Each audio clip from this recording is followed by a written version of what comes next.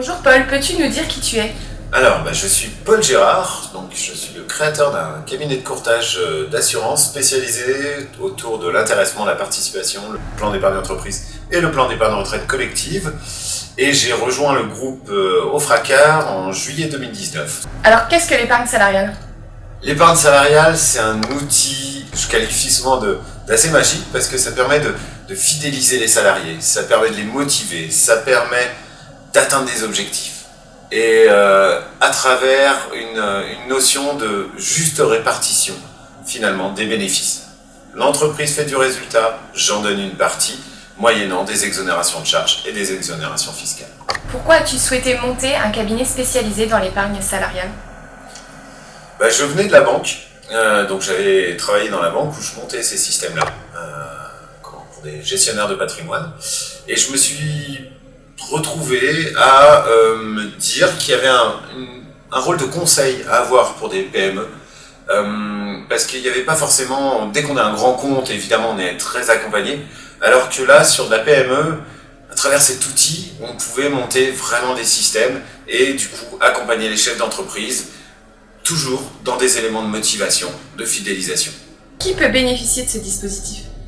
Alors tout le monde peut en bénéficier.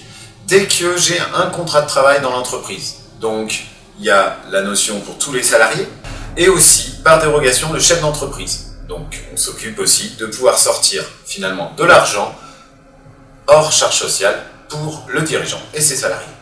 Quelle est ta valeur ajoutée par rapport aux banques assurances? Alors la valeur ajoutée, c'est réfléchir en tant que chef d'entreprise.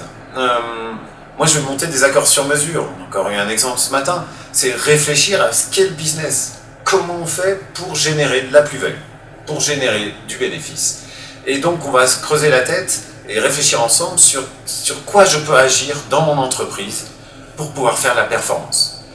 Et c'est une vraie vision de chef d'entreprise que j'apporte, à travers mon expérience, à travers l'expérience de mes 15 ans en épargne salariale, et surtout pouvoir récompenser les salariés parce qu'ils ont bien travaillé. Après la crise du Covid-19, qu'est-ce qui se passe en épargne salariale? Alors, le législateur a fait en sorte qu'on puisse récompenser ceux qui ont déjà travaillé pendant le Covid, donc avec la prime Macron, à hauteur de 1 000 € sans accord d'intéressement et à hauteur de 2 000 € avec un accord d'intéressement mis en place. Et ils ont décalé aussi tout ce qui va être mis en place d'intéressement jusqu'au 31 août.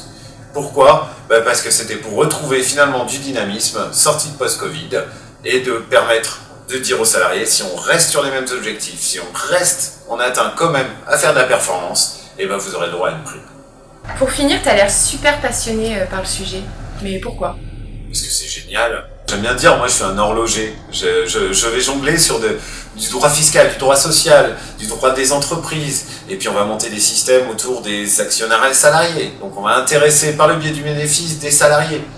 Mon why, c'est savoir pourquoi je peux replacer finalement la valeur capital travail. J'ai bien travaillé, j'ai de l'argent, je peux aller acheter des actions.